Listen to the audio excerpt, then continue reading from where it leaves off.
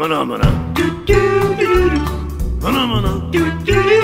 Olá, meu nome é Luke Generi, sou professor universitário, design de produtos, sócio criativo da Atom Studios e bem-vindos a mais um podcast. Esse podcast eu vou falar com uma pessoa que faz anos que eu não falo, né? A gente fez faculdade junto, na verdade ela sempre fazia no horário diferente do meu, e ela ficou famosa por causa de um maldito de um escorredor de pratos, lembra desse escorredorzinho? Esse escorredor. Que é a Renata Mendes. Ela é designer, pós-graduada em gestão de inovação, que atua desde 2002 com projetos de criação de soluções para problemas complexos. Durante 10 anos foi sócia da Associação Mundaréu, organização para geração de trabalho e renda que teve a primeira loja de comércio justo no Brasil. No terceiro setor também fez parte da incubadora de economia solidária da SBC-Sol, iniciativa mista entre governo municipal e Universidade de São Bernardo do Campo, apoiadora de grupos de economia criativa. Há 7 anos é design e consultora da Artesol, que tem como missão a salvaguarda do artesanato tradicional brasileiro, integra o projeto Rede Artesol, que visa ampliar o impacto nas comunidades através da inclusão tecnológica.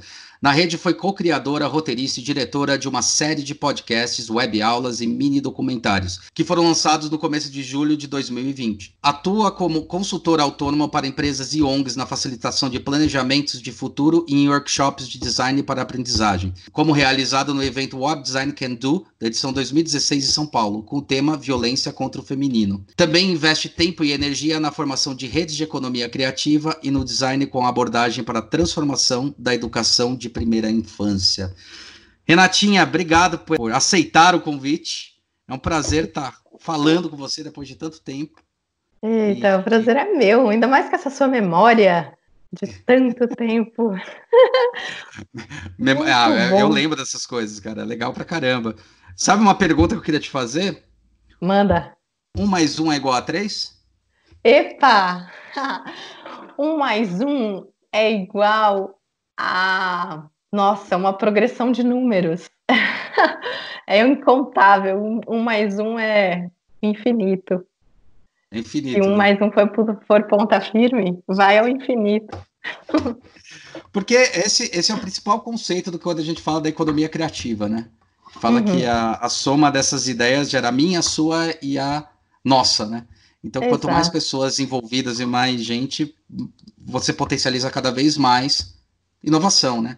Para Renata, o que é inovação? Para mim, olha, eu vou no micro, né? Nesses tempos ainda que a gente está, para mim, inovação está nas pequenas coisas, nas transformações cotidianas, individuais, nas mudanças de modelo mental, nas relações em comunidade, nas micro-revoluções estão as inovações, sabe? Porque aí é onde a gente pode fazer grandes transformações no mundo, efetivamente, eu acho, na soma das micro-revoluções, de fazer uma onda, sabe, inovadora. Que tem a ver com as centralidades das cidades hoje, que agora não tem mais um centro, mas tem várias centralidades com várias ações. Acho que tem tudo a ver com novos olhares mesmo, né? Que é isso, desconstruir visões do que é centro, do que é periferia, de possibilidades de poder, de quem pode fazer, né? Do próprio fazer, de arregaçar a manga e fazer. A gente está vendo isso muito, né? No meio da crise que também é oportuna, né? Sem uma visão romântica sobre isso, mas que também todas as grandes crises também abrem portais aí, né? E eu acho que o campo da inovação está aí, né? Está no desconhecido ou no tão conhecido, tão debaixo do seu nariz que você não vê. Então você poder abrir os olhos, olhar com um olhar fresco, sabe? Com um olhar curioso, com um olhar de criança e poder fazer diferente, fazer de um outro jeito. E legal fazer com um pensamento mais coletivo mesmo, acho. Legal isso que você falou. O que estava debaixo do seu nariz e agora você... Ou que estava debaixo do nariz e você fala, caramba, estava realmente debaixo e a crise ajudou a dar aquela... A chacoalhada? Que você citou agora. Olha só, eu acho que tinha algumas coisas que... eu vinha né, conversando com você aqui no aquecimento. Background, no aquecimento.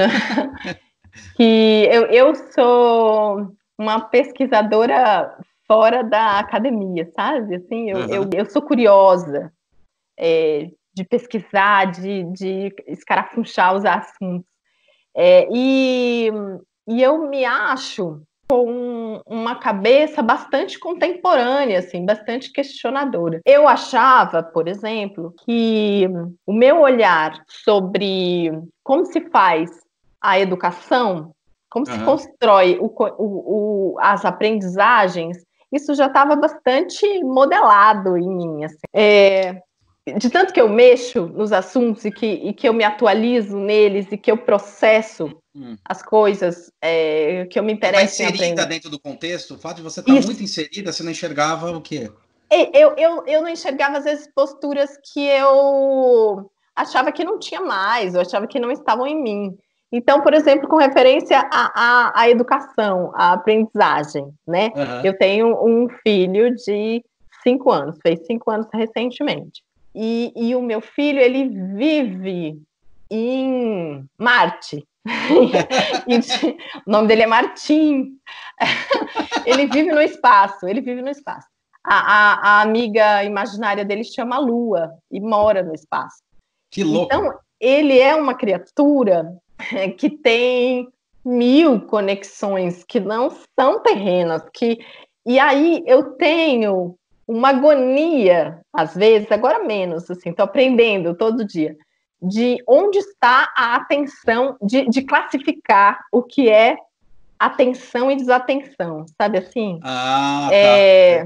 E eu tenho, e isso é a minha necessidade de colocar numa caixinha de que só pode as pessoas estar plena com atenção se ela está assim, se ela está assado, se ela está de outro jeito, ela viajou, foi embora, não está. E nesse modelo, então, da escola via internet, que depois eu quero muito falar sobre isso, que tem tudo a ver com design, eu me deparei nesse lugar de, cara, tá rolando ou não tá rolando? O moleque não tá com a atenção.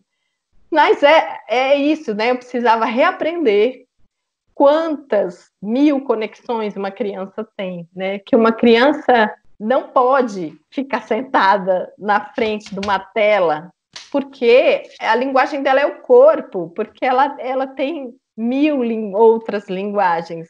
Eu sabia disso, eu tinha estudado isso. Até que isso estivesse aqui debaixo do meu nariz e eu tivesse que lidar diariamente com isso e me refazer modelos, né? Então, acho que isso não é uma coisa... E também não correr o risco de classificar o que estava acontecendo muito no mundo contemporâneo, que é a porcaria do TDAH, né? Falar que é déficit de atenção, quando na verdade não é, porra. É tipo, é um outro mindset, é um outro olhar, né? Exato. Eu fui perguntar para o pediatra, um pediatra antroposófico, que a gente vai, e falei, gente, me diz como é que é esse negócio?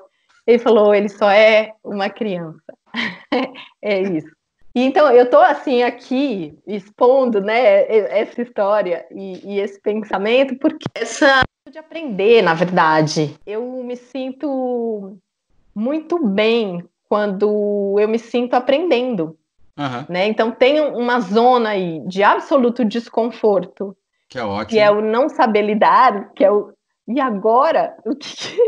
E agora para onde eu vou? E o campo das possibilidades que se abre em seguida, assim. Então, abrir essas antenas, assim, para ler, né, o que está nesse contexto e fazer disso, aproveitar isso para construir novas formas, novas realidades, novos modelos mentais.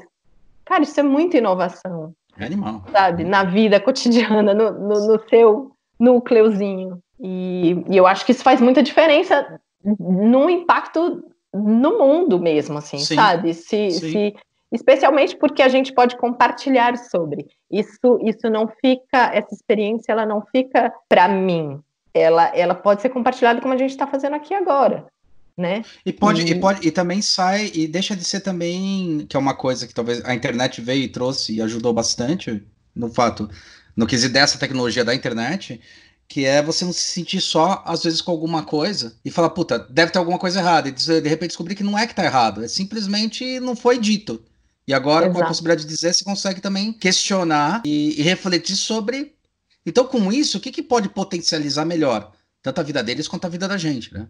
É claro, e tantas outras vidas que sequer entraram em contato contigo. É por isso que 1 mais 1 é exponencial, sabe? Aham. Porque as experiências, elas não só se somam, elas se fundem, né? Complementam, né? Exato, elas são alquímicas, assim, elas viram uma outra coisa. E é muito legal quando você fala isso, porque tem muito a ver com a tua jornada como designer, quando você começa a trabalhar com artesanato, terceiro setor, toda essa construção, que é realmente você ter um olhar direcionado e entender essas necessidades. Quer dizer, ajuda, né? Sim, exatamente, exatamente. Eu me formei, né, e o meu trabalho de conclusão de curso, o meu escorredor de pratos, Escorredor de pratos. ele me rendeu um trabalho depois da faculdade numa indústria, né? Eu fui trabalhar numa indústria de plásticos, Qual é a Astra? na Astra com desenho A Astra. industrialzão mesmo, assim. E aí, quando foi quase 1 ano depois que eu estava lá, eu recebi um convite de um amigo queridíssimo, Cristos Nóbrega, lá na Paraíba, que ele estava começando um projeto com o Sebrae de lá, de resgate do artesanato tradicional, de valorização do artesanato tradicional, através de intercâmbio, de conexão com outras áreas da criação, e o design era uma dessas áreas. Tá. E aí ele ia trabalhar nesse projeto e falou, você não quer vir acompanhar esse projeto? Poxa, eu fui me embora para Paraíba. É claro que, olha só, né, mais uma vez, 1 mais 1, assim, essa questão da rede. Eu pedi as contas do meu emprego CLT, que eu nunca mais tive depois, para ir acompanhar um projeto onde eu não ia ser remunerada, ia passar meses rodando a Paraíba, acompanhando um projeto, e eu só pude fazer isso porque eu tinha uma família, né, meus pais, que me apoiaram, que me deram suporte para isso, para eu fazer isso. Então, eu usei o dinheiro que eu tinha, usei um suporte emocional, financeiro dos meus pais e fui. Então, é isso, assim, eu também tomei várias decisões na minha vida pela comichão que dava no meu peito, sabe? Assim, cara, isso é verdade para mim, isso é verdade para mim, eu quero fazer isso. Mas nem todas eu poderia ter feito se eu não tivesse uma rede que também acreditasse em mim, também me desse suporte. Então, essa meu primeiro divisor de águas profissional foi a saída para Paraíba. Lá eu fiquei alguns meses, uns 5 meses mais ou menos, e fui para muitos lugares da Paraíba, o interior da Paraíba.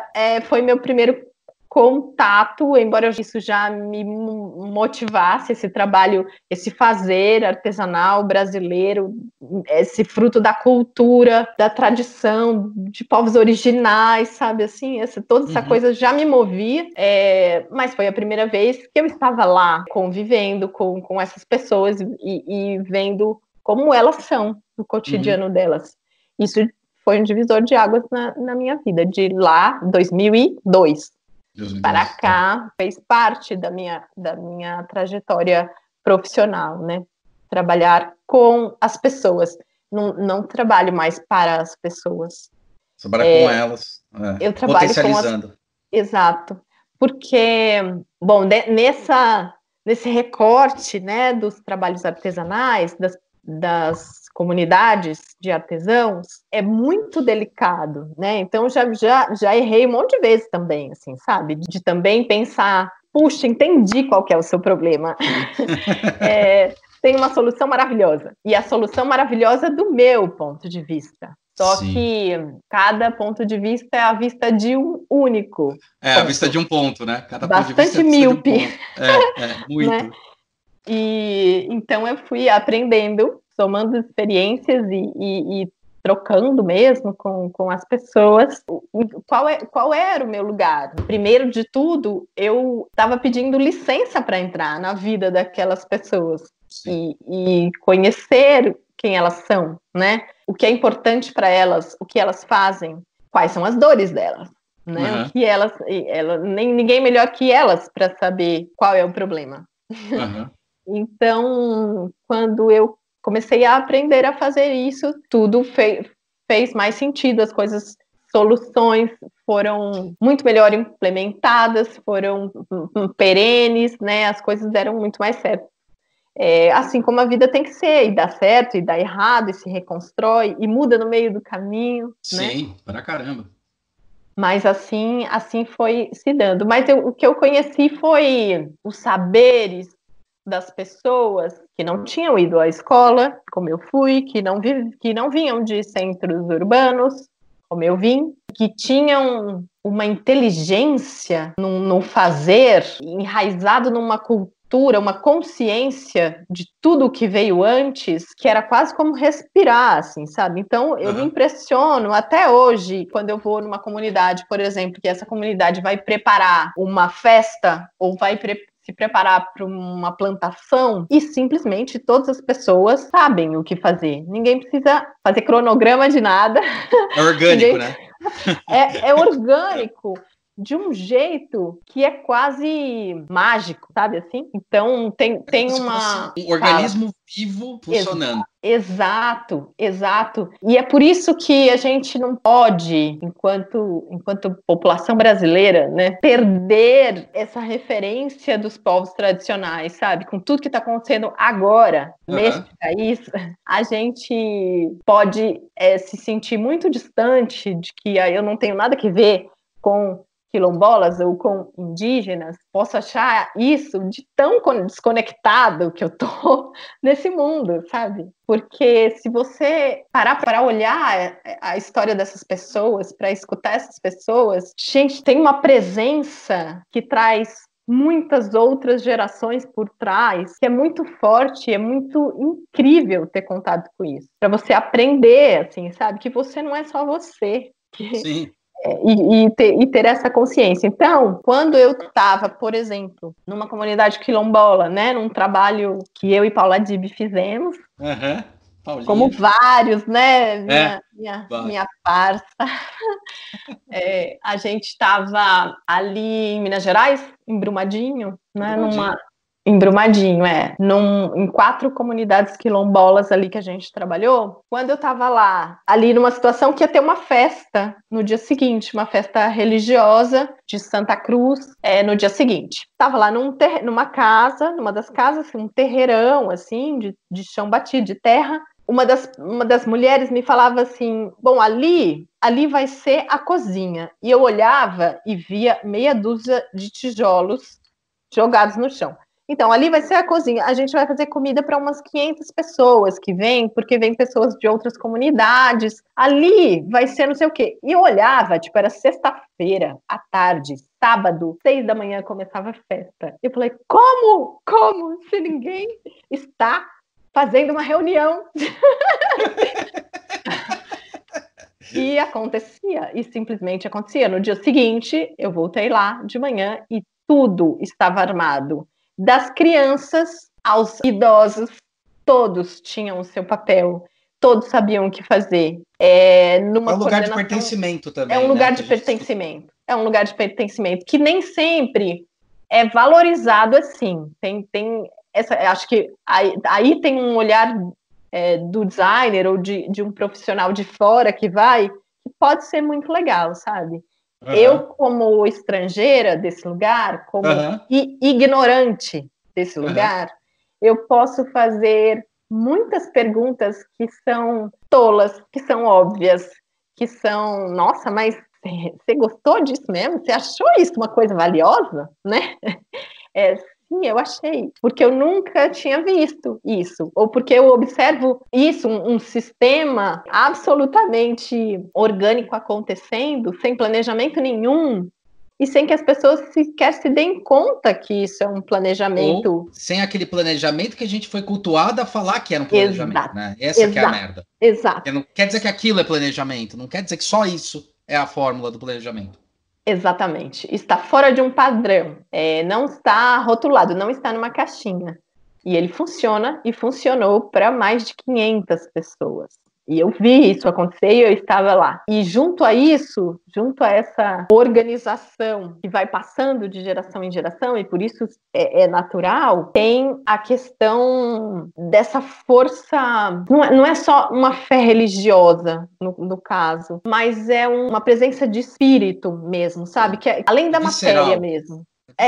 As pessoas fazem tudo aquilo para elas mesmas, por fé, elas fazem por uma coisa que elas acreditam, elas fazem para manter uma cultura, elas não fazem para mostrar para um turista, até porque nessas comunidades, nessas festas, sei lá, eu e mais 2, 3 pessoas éramos de fora, não é para alguém ver. É engraçado, você fez eu lembrar do comentário, meu primo ele é indigenista, né? E ele comentava um negócio muito curioso, ele falava que a diferença do índio é que o índio ele não tem posse, ele sabe que o lugar onde ele está não é dele. A natureza permitiu com que ele existisse naquele lugar e ele vai usufruir até o momento de outra pessoa usufruir. Então ele não tem essa posse, ele tem esse lugar de pertencimento falando, eu vivo nessa comunidade, eu vou colher essa árvore porque a natureza me permitiu e eu pertenço ao sistema. Ele não é meu. Eu estou ocupando enquanto eu estou vivo. Entender que faz parte de um todo, né? Exatamente.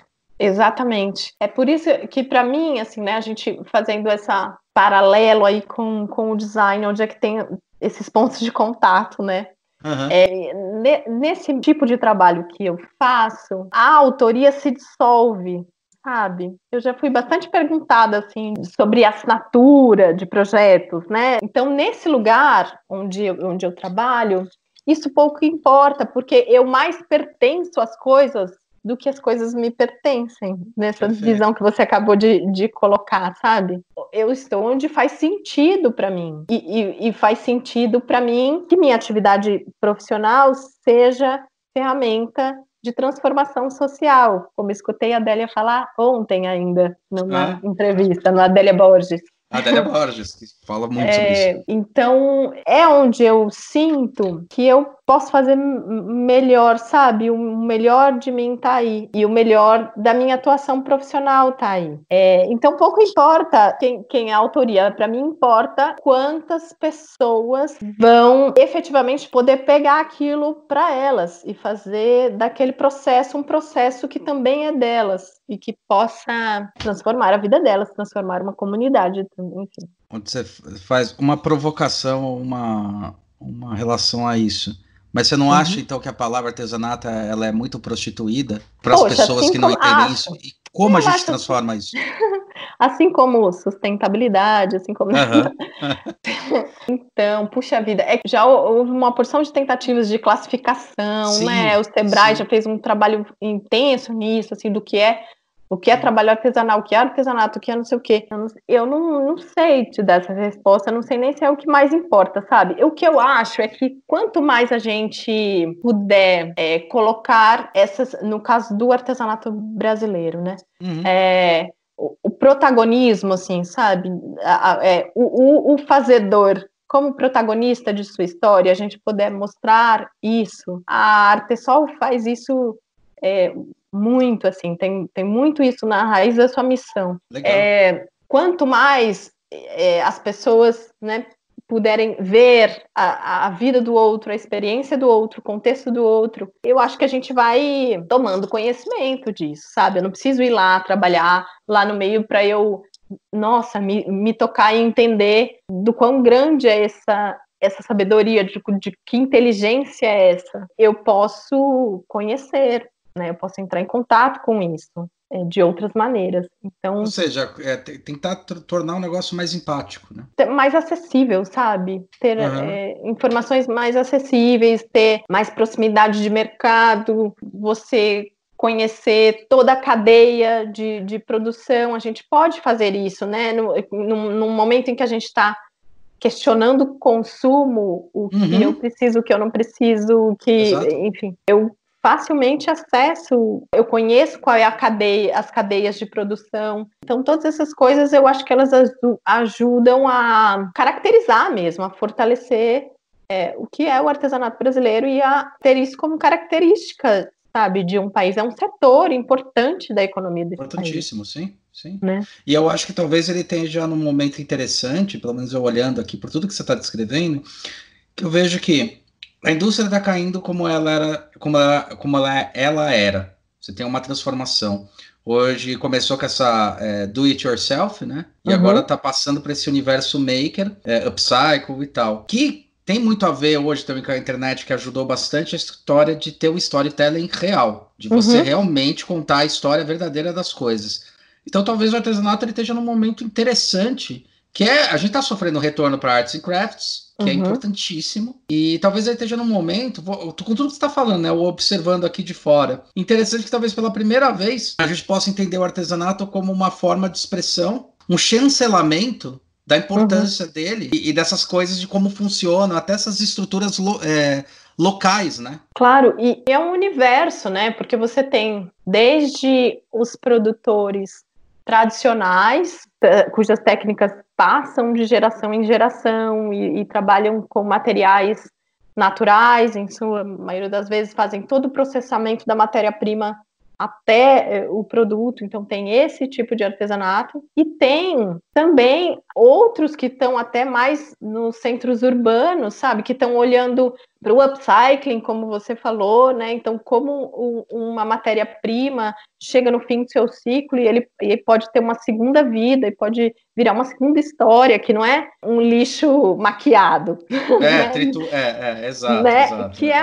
Que é de fato um outro valor, assim, uma outra história. Então também existe uma produção artesanal que não é ligada à tradição artesanal, que é muito significativa, né, hoje, assim. Então isso é múltiplo, e faz parte de um setor dentro do guarda-chuva da economia criativa. Então, acho que, poxa, a gente pode muito conhecer todas essas coisas, sabe? É interessante isso aí que você está falando, porque a gente passou por uma fase do artesanato, que o artesanato, quando eu falei da palavra preconceito, era um negocinho de palhinha que vinha de alguém, que tipo, de uma comunidade que ninguém sabia, e daí tinha a crítica pesada sobre a mulherzinha lá se matou para fazer ou tecido, alguma coisa, e vem para São Paulo, por exemplo, e daí ganha um valor astronômico, né?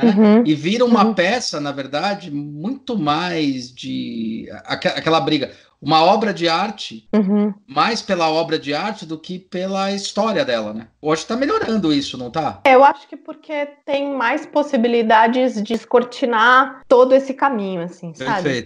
Perfeito. Então, como a gente estava te falando antes, existe a possibilidade, até porque a gente tem acesso à tecnologia, né? A gente tem meios de comunicação, de difusão e acesso em massa, assim, então é possível que o artesão seja protagonista, que ele conte sua própria história, que ele mostre de onde ele veio, que ele mostre a mão dele fazendo, e eu, aqui do outro lado, compre uma peça de palhinha e tarará, e quando eu sei de tudo isso, isso tem um outro valor por trás, né? Aquilo tem um valor de afeto, tem uma mão ali por trás que faz aquilo um objeto que é único, tem uma memória por trás daquilo. Uma memória boa, uma memória. E então é possível mostrar essa cadeia toda, assim. Então antes tinha muito a figura desse atravessador, né, do vilão, assim, não precisa ser o vilão, mas era assim, e assim, pode ser vilão ou não, porque teve muita gente que fez não pelo vilanismo, claro, né? Claro, é onde eu queria chegar. Distanciamento, né? Pelo distanciamento. Sim, exato, né? exato. Esse cara às vezes ia comprar lá e sabia da importância, mas ia se distanciando tanto, quando chegava na ponta, era simplesmente mais um objeto que talvez fosse feito por uma comunidade, mas que comunidade é essa? Que história é essa? Claro. Que contexto é esse, né? Exatamente. Então, acho que, na verdade, é bom para todo mundo que essa cadeia ela seja conhecida e aberta, né? Sim. Porque também para o artesão é importante que ele saiba que para o produto dele ser vendido na loja tem uma porção de custos aí no meio. E que a gente também tem esse outro lado. Muitas vezes a gente que trabalha lá, né, nessa ponta, vê os artesãos reclamando, né, de poxa vida, mas aqui eu vendo a tanto, e aí chega lá na loja, tá muito mais, e entender também que tem muita gente envolvida, muitas operações envolvidas nisso. Distribuição, logística, exato. loja. Aliás, você fez eu lembrar um negócio que foi muito legal. Agora eu não vou lembrar o nome do site, mas você fez eu remeter. Agora, na pandemia, tiveram várias pessoas que começaram a fazer, donas de casa, costureiras e tal, máscaras, né? Máscaras de coisa. E teve uma dupla de mulheres, acho que do Rio, eu não lembro agora, que eles criaram um site que funciona como um e-commerce, que é, na verdade, para essas mulheres colocarem dentro desse e-commerce para poder vender. Que legal, que legal. É a Rediata, será?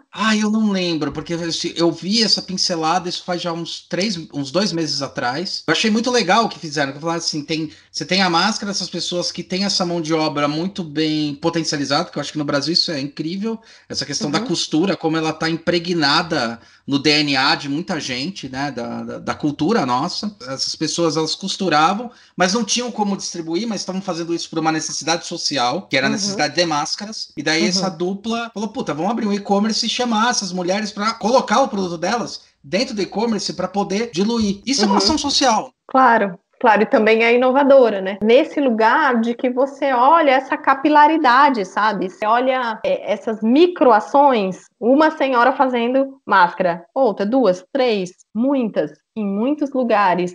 Como é que eu posso fazer disso um sistema? Eu acho que você olha para dados, você olha para quais são esses sinais que estão acontecendo e você faz disso uma ação macro. Eu acho isso, muito incrível. Eu tinha esse caso e uma outra coisa que eu acho delicada no artesanato, quando a gente trabalhou uma vez lá na época, a gente trabalhou para a Natura, a gente estava fazendo a loja deles, a primeira, né, que ia ser lá na França. E a gente trabalhou com o pessoal do Jalapão, do Capim Dourado. Capim Dourado. E uma das coisas que a gente argumentou com a Natura uma vez, eu falei isso aberto porque isso foi muito legal por parte da Natura e por parte da gente, na hora que a gente apresentou. Coisa que a gente apresentou assim, tá, beleza, olha, eles têm capacidade de produzir 1.000 peças. Eles falaram, então a gente encomenda 1.000 peças. Falou, cara, mas se você encomendar 1.000 peças, tem tantas peças que já são vendidas para comunidades locais que eles têm. Aí você vai forçar eles produzirem 1.000 peças para vocês, mais as peças que eles têm para fazer. E daí você vai matar a estrutura de negócio, porque eles vão ter que colher o capim dourado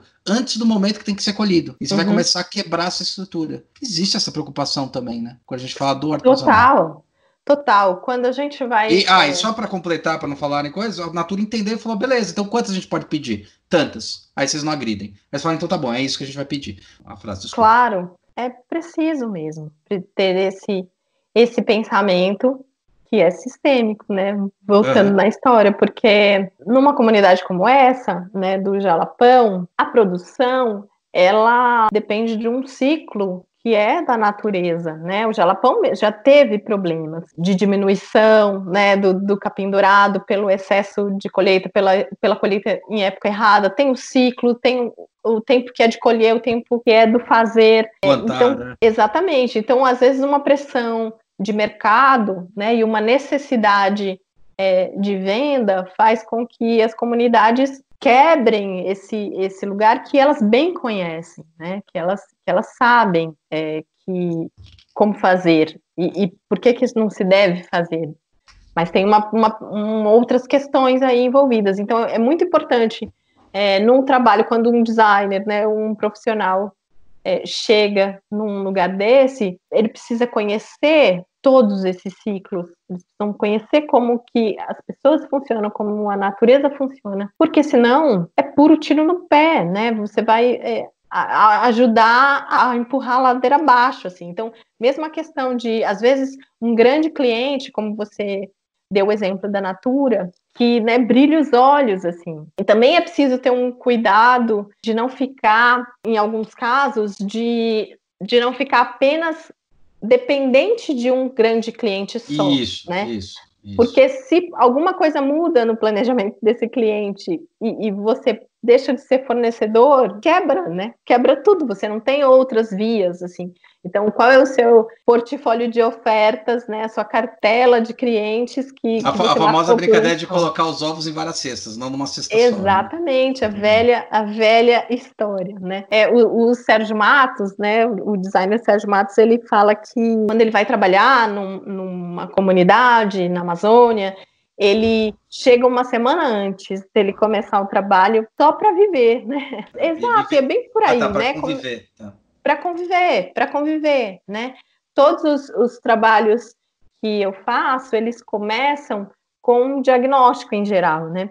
E ele é um diagnóstico que ele foi se modelando assim ao longo dos anos. Ele é absolutamente participativo a essa altura da vida. Assim. Então, eu fico na casa das pessoas, eu me relaciono com elas de uma forma completamente tentando vivenciar o mais próximo possível que eu posso do cotidiano dessas pessoas. E eu curto demais isso. Eu realmente mergulho, assim, eu desfruto dessa parte do trabalho, porque é a parte de maiores descobertas do que é completamente diferente do meu cotidiano, do meu contexto. E aí isso me faz ter olhos para ajudar as pessoas a olharem o que está debaixo do nariz delas, que elas não para enxergam. enxergar e não só olhar, né? Para enxergar. Né? Exatamente.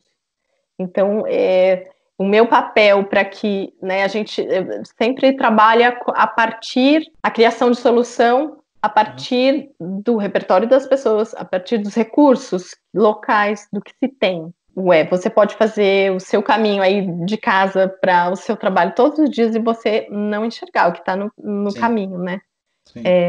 Então, quando eu chego nova nesse lugar, eu vou enxergar todas as pedrinhas, todas as folhas, todas as janelas que tem por aí. E isso me ajuda a reativar nessas pessoas o que é delas, genuíno, único delas. O Caio Esteves comentou sobre place branding, que é justamente sobre essa importância do lugar, a valorização do lugar, o que o lugar é como potencial. Agora, uma curiosidade, como é que você chega até essas comunidades? É uma coisa que a comunidade pede, é uma coisa que o governo pede? Como é que se faz essa primeira ponte? Porque deve ter comunidade que te aceita e comunidade que não te aceita. Então, eu nunca tive uma rejeição. Que legal! Olha, teve um caso, eu gosto de contar esse caso, porque ele é de um equívoco enorme, assim, então eu gosto, já aprendi um monte com ele, já faz tempo que ele aconteceu. Mas eu vou contar ele na sequência. Respondendo a sua pergunta, normalmente eu sou consultora e eu sou contratada por alguém, uma instituição, o governo ou ONG, né? Que está atuando no local e está fazendo um trabalho de apoio nesse local, né? Um projeto de impacto social nesse lugar. Então, às vezes são empresas que têm um braço institucional e que tem ali a sua planta industrial, ou gera uma série de impactos e que trabalha aí a responsabilidade social nesse lugar. Então, eu entro para realizar esses projetos, não só eu, né? Uma equipe de pessoas. Sim, a equipe. Sim. Mas eu nunca fui contratada diretamente por uma comunidade, né? Existem alguns casos, sim, de comunidades de produção artesanal já fortalecidas. Você vai convidar a Paula Dib, ela vai te contar um caso desse que ela tem. Legal. Então, algumas comunidades com um chão já. E aí, acho que isso requer um amadurecimento empreendedor, né? Um amadurecimento enquanto negócio mesmo, como qualquer outro negócio, que você reconhece o que você precisa de apoio, que você conhece de onde isso vem e você contrata. Eu nunca tive nesse lugar, então sempre tive nessa triangulação, né? Onde uma instituição me contrata para estar na comunidade. E aí, esse caso do equívoco, do erro que eu queria contar, foi uma vez que eu ainda estava na Associação Mundaréu, faz muitos anos. Era o Sebrae, lá de Roraima, que contratou a gente para fazer um trabalho de desenvolvimento de produtos com um grupo de jovens que trabalhavam com marcenaria. E aí montaram um briefing, e hoje eu nem dou bola para briefing hoje, mas o briefing era que esses jovens, a grande maioria deles era Yanomami, descendia de Yanomamis, que, puxa, né, é isso, tem muitas características ali da etnia que poderiam ser trabalhadas. Eu mergulhei nos grafismos indígenas, fiz umas pesquisas maravilhosas, falei, gente, que maravilha, madeira e grafismos indígenas, olha que coisa incrível, podemos criar muitas coisas. Quando eu cheguei lá, primeiro que, né, aquela galera, um monte de jovens, assim, de uns 16, 17 anos, tipo, o que essa mulher vai fazer aqui, né? Estavam lá, e eu logo de cara percebi que, bom, comecei a propor que a gente podia fazer, empolgada de trabalhar, e os caras, não afim de nada. E aí eu percebi que essa questão indígena era muito delicada ali onde eu estava, né? Uma zona de questões de posse de terra, né, de conflitos grandes. Então, um menino comendo uma fruta ali, o outro vira e fala: ô, você tá louco? Tá derrubando tudo aí? Você acha que você tá na sua maloca? Né? Opa, o negócio o buraco é muito mais embaixo, a questão é muito mais estrutural, brasileira, do que eu poderia tratar uma semana de desenvolvimento de produtos, assim. Então, naquele momento eu joguei todo o meu magnífico planejamento fora e mergulhei para entender, gastei 3 dias da minha semana convivendo com esses meninos, Sim. Né? Então eu fui entender que eles faziam uma oficina de marcenaria e marchetaria também tinha, porque eles queriam fazer instrumentos musicais. Eles tinham várias ferramentas de construção de instrumentos, de curvar madeira, porque eles gostavam de cantar e de tocar. Então eles faziam as violas e tal, porque é isso, eles gostavam de estar junto, de cantar. E aí eu fui pegando esse lugar para, junto com eles, olhar essas curvas, esses desenhos das madeiras que eles faziam, e a partir daí a gente criou uma linha de pequenos objetos que pudessem gerar renda para esse grupo. Foi um outro lugar, né? E que eu aprendi lá, e não desaprendi desde então. Mas é isso, assim. Então, quando hoje eu vou para um lugar como para os quilombos, né? Esse foi o ano passado, eu pouco quero saber a distância, sabe? O que tem. Pouca pesquisa eu faço, assim, de população, de características geográficas, históricas, muito pouco, porque eu não quero saber de terceiros, assim. Eu vou e essas impressões que se tem de beber da fonte, elas fazem toda a diferença para a qualidade do meu trabalho depois. Caramba, irado. Na verdade, você nem errou. Na verdade, você falou, opa, deixa eu melhorar minha visão aqui, que ela tá enviesada, na verdade. Eu tava, né, gerando muita hostilidade. Eu falei, não, eu quero a simpatia desse povo, eu tenho necessidade de ser amada. A empatia, né? A famosa empatia que a gente precisa o tempo todo. Exatamente. Incrível. Puta, que legal, cara. É engraçado que você fala isso, a gente fala tanto isso sobre esse processo de quando você vai fazer uma pesquisa, tem que ser uma pesquisa muito mais qualitativa, de entendimento, tem que ser visceral. É legal você entender, eu sempre falo que um briefing ele tá errado, né? Isso é a primeira coisa que a gente parte, assim, um briefing tá errado. O briefing é uma visão enviesada de um grupinho de pessoas que não saiu da caixinha. A sua obrigação é destruir aquilo e entender o que faz sentido ou não. Pô, bem legal, cara, bem legal. Exatamente isso. Eu queria agradecer imensamente. Você continua a simpatia que você é, uma fofa. Ai, Gu, que uma delícia conversar com você. Eu faria uma maratona, assim, horas. A gente pode fazer várias maratonas, a ideia é essa, a ideia é potencializar isso.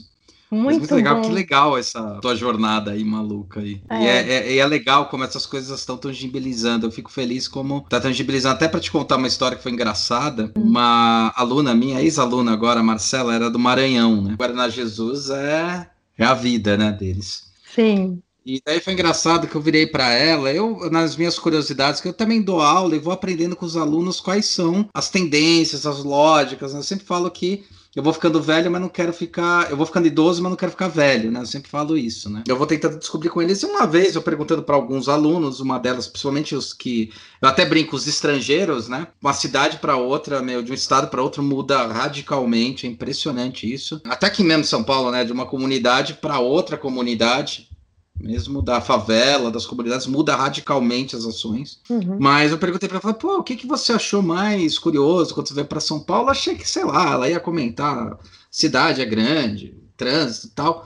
Ela falou um negócio que nunca mais saiu da minha cabeça. Ela falou assim, o que eu fiquei mais assustado em São Paulo foi a necessidade de vocês terem pressa sem poder ter pressa. Eu falei, como assim? Ela falou, você chega... Eu dou sempre esse exemplo, eu não lembro o exemplo claro que ela deu, mas ela fala assim, você chega lá no banco, vai pagar alguma coisa, entrega o produto. Aí a pessoa fala assim, tá aqui, carimba, tá, quanto tempo isso daí vai estar? 2 dias. Porra, 2 dias! Mas como assim? Começa a xingar. Eu falei, nossa, mas qual que é o problema disso, né? Ela falou, se demora 2 dias, por que quer que demore menos? Então parece que não tem um tempo de respiro, tá tudo sempre desesperado. Por isso que vocês acham que vocês estão sempre atrasados. Cara, tem coisas que demora 2 dias. Então espera 2 dias, porra. Para com isso. Muito bom entender o tempo das coisas, né? Essa é uma oportunidade de agora da gente, entender o tempo das coisas. Muito bom. É isso aí, aprendendo. Você sabe que às vezes as pessoas me perguntam, assim, na verdade... não é nem uma pergunta, é uma afirmação, uma conclusão. Tá bom, entendi. Você se formou em design, mas agora você faz o quê? e eu juro que é muito difícil para mim responder. Eu vivo me reformulando. Gente, como é que eu respondo em 3 palavras? O que eu faço? Não sei. E aí eu gosto de dizer que recentemente, umas 2 semanas para cá, eu sou designer de aprendizagens. E aí deixa a pessoa mais em dúvida ainda. Mas legal, não tem coragem de perguntar o que é. Mas é isso, sabe? Inclui apreciar o tempo das coisas. E é necessário apreciar o tempo, senão não faz sentido. Não faz sentido nenhum. E agora, que nem você falou, agora na pandemia, a gente tá tendo que apreciar o tempo da casa, né? Que nunca foi apreciado. A gente não estava acostumado. Isso tá sendo foda para muita gente. Muita gente.